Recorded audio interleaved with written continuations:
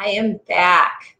This is, I think, the fourth video of 2018, and I wanted to come back to follow up with the other videos that I've done. Last week we talked about the power of decision. I said I was going to be a little later in the week this week with posting because I was traveling around, and I was actually in Panama, which was a gorgeous, gorgeous place.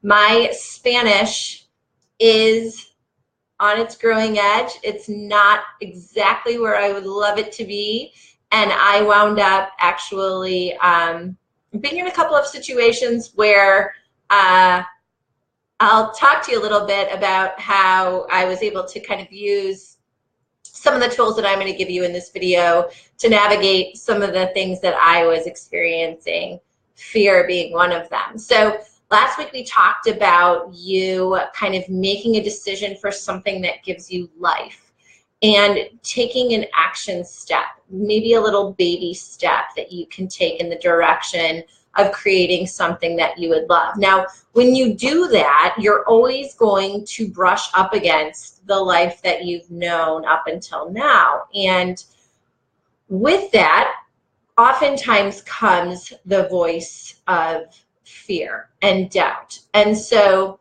it's really important to kind of navigate that, navigate around that and not let that stop you. So there are a couple of things. I'll give you a quick story I can tell you to kind of let you know how I was able to navigate some fear on my trip. So I was solo because I made a last minute decision to go away and wanted the sunshine. So while I was there, I was trying to make sure that I was communicating effectively, which was a challenge in and of itself, which I'm now actually making a commitment to brush up on my Spanish skills. But anyway, so I was trying to get somewhere, and there was it seemed like things were going wrong left and right. And then I started to think, gosh, I'm in this foreign country. I don't really know anyone here. And no one really knows where exactly it is that I am. So part of me was saying I wanted to go to this part of the old city in Panama City that was really full of history, and kind of wanted to wander around and look around and see all of the different sites and experience that part of the city. And I needed to get there somehow, which was what I was having problems with. And so there was a large part of me, pardon the interruption there, I forgot to turn my phone off. So there's a large part of me that wanted to abandon the plan. And I was thinking to myself, well, forget it, I'll just try and figure it out later, or try and go tomorrow, or whatever. And I had to say to myself, okay, I need to actually figure this out, and I need to go forward, even though I'm afraid of all of the things that could potentially go wrong here.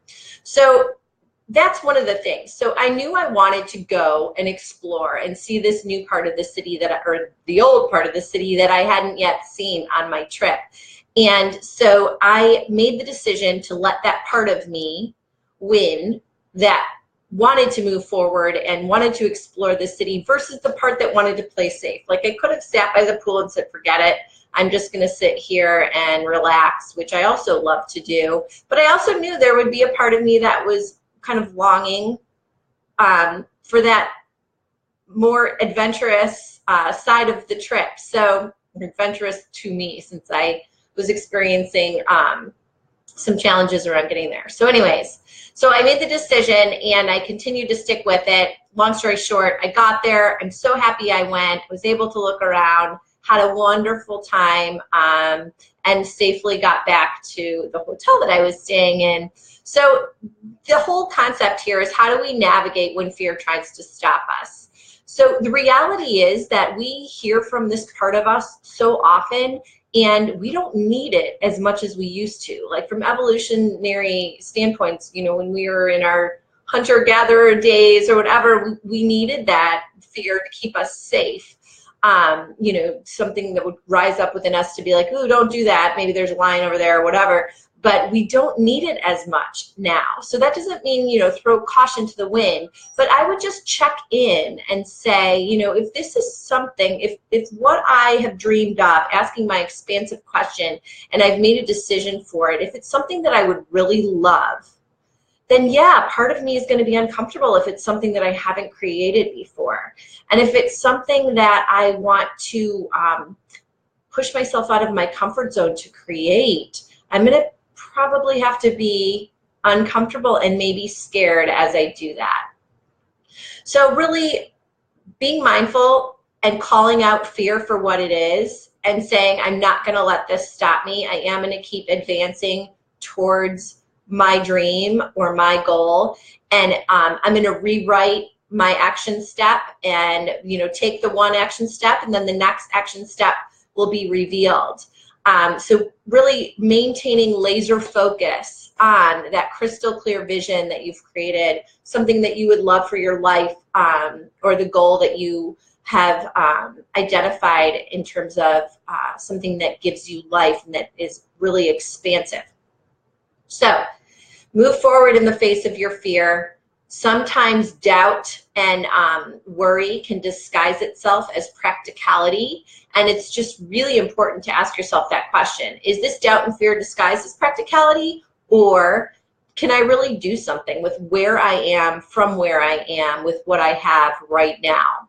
And that brings me back to my trip. So, I mean, I had some resources at my fingertips. I had a phone.